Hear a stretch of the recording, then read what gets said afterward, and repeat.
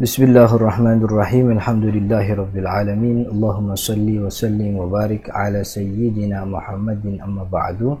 Assalamualaikum warahmatullahi wabarakatuh. Teman-teman yang dirahmati Allah, wakaf uang adalah permasalahan yang memang menjadi perdebatan sejak dulu, bukan sekarang ini baru jadi perdebatan. Di wakaf uang itu diperdebatkan antara jumhur ulama 4 mazhab dengan mazhab Imam Al-Malikiyah dan beberapa ulama dari kalangan Al-Hanafiyah. Kenapa kemudian wakaf uang diperdebatkan? Kita akan jelaskan benang merahnya pada video kali ini.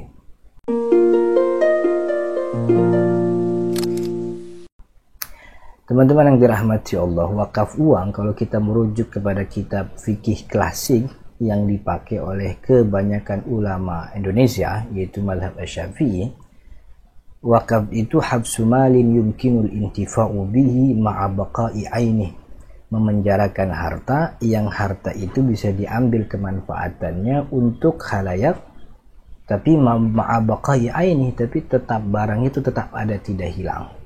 Ini berdasarkan hadis Nabi Muhammad SAW yang dulu beliau SAW pernah mengatakan, kalau saja anak manusia itu meninggal, anak Adam meninggal, maka terputus segala sesuatu darinya kecuali 3 hal. Di antara yang tidak terputus itu adalah sedekah jariyah, sedekah yang terus mengalir. Sedekah yang terus mengalir diartikan sebagai wakaf, karena wakaf adalah sedekah dengan kemanfaatan yang terus-terusan berkesinambung dan tidak bisa dibayangkan kemanfaatan bisa dihasilkan kalau barangnya tidak ada. Maka disyaratkanlah baqa'u ainihi, tetap barangnya ada. Karena awal pertama kali wakaf itu terjadi pun seperti itu. Awal sejarah wakaf terjadi itu ketika Sayyidina Umar bin Khattab radhiyallahu an meminta petunjuk kepada Nabi Muhammad SAW tentang tanah yang dia punya tapi dia tidak gunakan. Lalu Sayyidina Umar radhiyallahu an meminta kepada Nabi Muhammad, dan Nabi Muhammad SAW mengatakan, ihbis aslaha, penjarakan barang aslinya. Jadi tanah aslinya dipenjarakan, diwakafkan, wa tasaddaq bi far'iha, dan sedekahkanlah kemanfaatannya.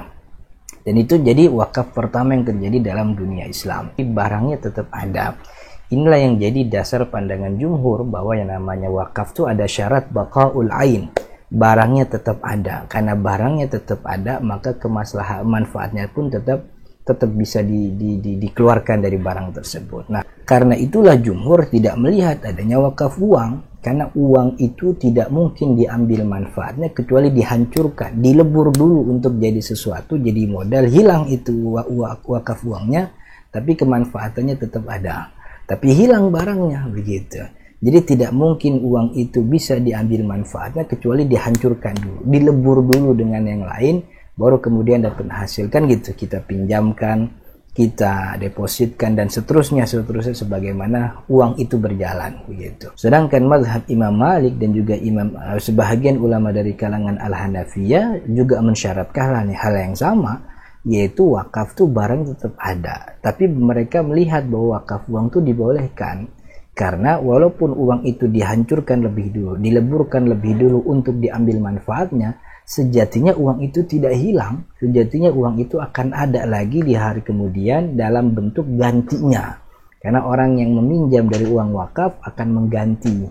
Orang yang meminjam dari uang wakaf, orang yang bermudharabah dengan uang wakaf akan datang gantinya di hari kemudian. Tapi jadi sejatinya tidak hilang benar-benar hilang, tapi akan datang al-badal, penggantinya. Dan memang yang dimaksud dari wakaf itu manfaatnya, kan begitu. Dan itu terjadi pada uang, begitu. Maka dalam kitab Raddul Muhtar, Imam Al-Hasfaqi dari kalangan Al-Hanafiyah mengatakan, inna dharahim la tata'ayyan bita'yin. Darahim, uang yang dimaksudkan untuk wakaf itu tidak dimaksud spesifik uangnya, bukan kertasnya, bukan bendanya, tapi adalah nilainya yang dimaksud dalam hal tersebut, begitu. Dan nilainya itu tetap ada walaupun dihancurkan lebih dulu. Jadi sejatinya pandangan terhadap baqaul ain, barang wakaf tetap ada, memang jadi masalah, begitu ya. Tapi kalau kita lihat konteks kekinian, sebenarnya pendapat uang ini lebih memudahkan banyak orang. Lebih memudahkan mengajak masyarakat untuk berwakaf uang, itu lebih memudahkan dibanding mengajak masyarakat untuk berwakaf benda yang nilainya cukup besar, dan orang yang memiliki itu terbatas, hanya sebagian orang saja. Kemudian poin yang kedua, pertama itu memudahkan. Poin yang kedua, wakaf uang itu tidak keluar dari aslinya wakaf, karena aslinya wakaf itu dawamul manfaah, manfaatnya terus-terusan. Yang disebutkan oleh Nabi Muhammad shadaqatun jariyah, manfaatnya terus-terusan, dan terjadi pada uang walaupun dia hancur sementara di awal waktu, tapi kemudian ada lagi dan manfaatnya terus-terusan ada. Kemudian poin ketiga, tidak benar kalau memang tidak ada riwayat. Ternyata kita dapati riwayat dari sahabat, dari tabi'in bernama Imam Az-Zuhri, dan riwayat ini disebutkan oleh Imam Al-Bukhari dalam kitab sahihnya, bahwa Imam Az-Zuhri pernah ditanya tentang orang yang mensedekahkan 1000 dinar untuk dipakai oleh orang miskin, disedekahkan lalu manfaatnya disedekahkan kepada orang-orang miskin dan orang-orang fakir, dan itu ada riwayatnya begitu. Tapi kebolehan wakaf uang kalau kita tarik kepada konteks keindonesiaan ini mesti menjadi hal yang diperhatikan lebih teliti begitu ya. Pertama, pastikan bahwa pemerintah bukanlah nadhir. Dia harus hanya sebagai regulator. Jadi jangan sebagai pelaku nadhirnya. Jadi biarkan nadhirnya dikelola oleh lembaga khusus yang mengenangani wakaf ini. Jadi jangan dia yang ngatur, dia juga yang ngurusin begitu. Dia hanya pembuat regulator, tapi pengaturnya yang sebagai nazir itu penerima wakaf adalah lembaga badan yang khusus gitu ya. Kemudian yang kedua, karena wakaf uang ini berkaitan dengan pinjaman, berkaitan dengan mudharabah, pastikan nasabah-nasabah yang mengambil kemanfaatan wakaf ini adalah nasabah yang memang layak dan mampu untuk mengganti uang wakaf tersebut. Jangan akhirnya uang wakaf hilang sehilang-hilangnya karena dibiarkan begitu saja begitu. Kemudian yang ketiga, pastikan jangan sampai ada kebocoran dana, karena dana yang diekspektasi dari wakaf uang kalau diambil dari rakyat Indonesia ini cukup besar, dan tergiurnya para pejabat yang berhati bangsat itu sangat tinggi sekali dengan nilai uang yang seperti ini Pak. Maka pastikan pemerintah harus bersikap adil.